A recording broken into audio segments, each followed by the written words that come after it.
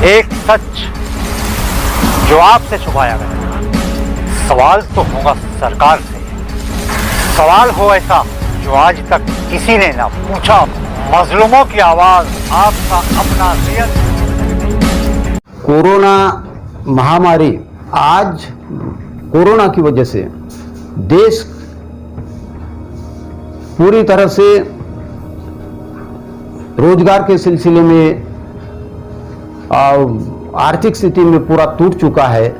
और एक तरफ में कोरोना के लॉकडाउन की वजह से गए 4 माह में समूचे देश में गरीब वर्ग का रोजगार जहां नष्ट हो गया है, तो दूसरी तरफ में इस बीमारी से जो लोग पॉजिटिव पाए जाते हैं, उस बीमारी के सिलसिले में भी शासन के द्वारा सही उपचार नहीं हो रहा।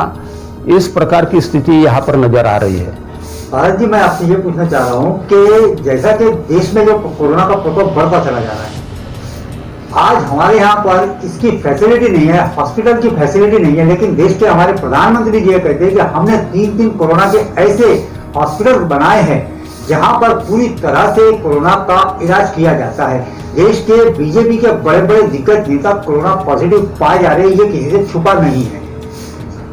मैं इसको लेकर के आपसे ये पूछना चाह रहा हूं कि वो जितने भी बड़े बड़े नेताएं हैं, वो जो जा रहे हैं अपना इलाज कराने के लिए, सब प्राइवेट हॉस्पिटल में जा रहे हैं और गवर्नमेंट हॉस्पिटल की तरफ कोई भी मुड़ नहीं रहा। जबकि देश के प्रधानमंत्री ये कहते हैं कि हमने ऐसी सुविधा प्रदान की है जहां पर कोरोना को पूरी तरह से खत्म किया जा सकता है। इस पर आप क्या कहना चाहेंगे? इस पर मेरा यह कहना है कि देश में जो दावे किए जा रहे हैं कि कोरोना खलास करने के लिए बड़े बड़े जो हॉस्पिटल काम कर रहे हैं, तो ऐसे स्थिति में अगर कोरोना वायरस खलास करने के लिए अगर अच्छे अच्छे हॉस्पिटल है, तो सम्माननीय देश के गृह मंत्री जी अमित जी शाह ये खुद का इलाज प्राइवेट अस्पताल में क्यों कर रहे हैं, यह एक चिंतन की बात है। अगर अपने देश में सरकारी यंत्रणा से कोरोना का उपचार करने के लिए सक्षम अगर दवाखाने है, सक्षम अस्पताल है, तो उस अस्पताल में सम्माननीय गृह मंत्री अमित शाह जी ने भी खुद का इलाज करवाना चाहिए। इस बात से ये साबित होता है कि एक तो वहां पर व्यवस्था बरोबर नहीं होती होगी, इसीलिए यह अपना इलाज प्राइवेट में कर रहे हैं। मैं आपसे ये पूछना चाहूंगा कि देश में आज इतना बड़ा मुद्दा चल रहा है कोरोना वायरस को लेकर के। कोरोना वायरस चल रहा है, पूरा देश जानता है। एक तरफ देश के प्रधानमंत्री राम जन्मभूमि में जाकर के मंदिर का शिलान्यास करते हैं, तो साथ ही साथ ये पूछना चाहता हूँ कि जब वहां पर बड़े बड़े लोगों को इनवाइट किया जाता है, राज्यपाल को बुलाया जाता है, आरएसएस के मोहन भागवत जी जाते हैं, तो देश के इतने बड़े पद पे बैठे हुए देश के राष्ट्रपति, उनको क्यों नहीं बुलाया जाता और क्यों नहीं उन्हें इन्वाइट किया जाता? इसके ऊपर आप क्या कहना चाहेंगे?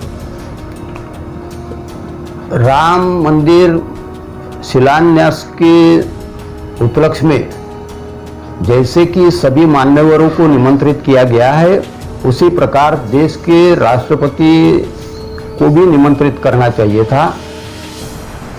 उन्हें क्यों निमंत्रित किया गया नहीं है, यह उनकी अपनी सोच पर निर्भर करता है। लेकिन देश में राष्ट्रपति ये सर्वोच्च पद है और उसका सम्मान सभी ने करना चाहिए और उनको वहाँ पर निमंत्रण देना चाहिए था। क्यों निमंत्रण नहीं दिया गया, ये उनके सोच का भाग है, लेकिन उनको वहाँ पर निमंत्रित करना चाहिए था।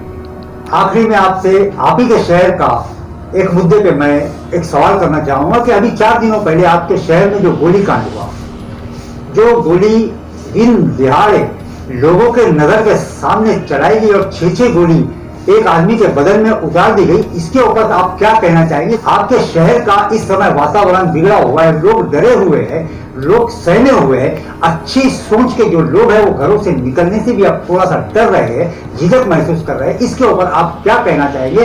सूरज बहुरिया को जो मारा गया उसको लेकर के आप क्या कहना चाहेंगे? बल्लारपुर शहर में जो गोलीकांड की घटना घटी, यह अत्यंत दुखद घटना है। ऐसी घटनाएं नहीं होना चाहिए, लेकिन शहर में ये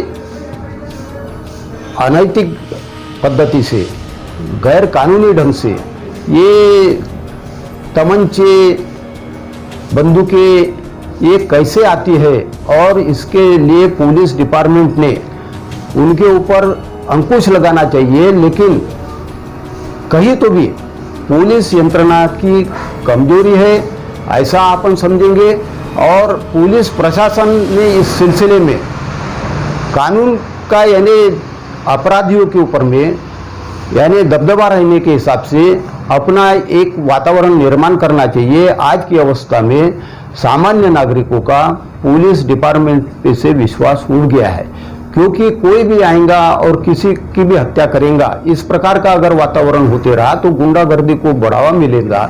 सामाजिक शांतता सुरक्षित रखने के लिए पुलिस विभाग ने इसके लिए कड़े से कड़े कठोर उपाय योजना करना चाहिए। और सबसे महत्व की बात यह है कि अपराध तभी पनपता है जब यानी उनको अपराधियों को कहीं से संरक्षण मिलता है। तो इस बात में पुलिसों ने ये अपराध रोकने के लिए किस प्रकार की यंत्रणा खड़ी करना चाहिए, इसका नियोजन पुलिस विभाग ने करना चाहिए और समाज के सभी नागरिकों को सहकार्य करके उनका सामाजिक जीवन सुरक्षित करना चाहिए। यह मेरी भूमिका है। बहुत बहुत शुक्रिया भारत फुलकर जी, रियल न्यूज 21 से बात करने के लिए। ये भारत फुलकर जी थे जो अपनी भूमिका को रख रहे थे, बड़े अच्छे अंदाज से उन्होंने अपनी बात को रखा। तो देखते रहिए रियल न्यूज 21। और दोस्तों इस वीडियो को ज़्यादा से ज़्यादा शेयर कीजिए, वीडियो को लाइक कीजिए, और अगर आपने अब तक हमारे चैनल को सब्सक्राइब नहीं किया है तो उसे सब्सक्राइब कर लीजिए। तो मिलते हैं अगली वीडियो में, तब तक के लिए आदाब, नमस्कार, गुड बाय।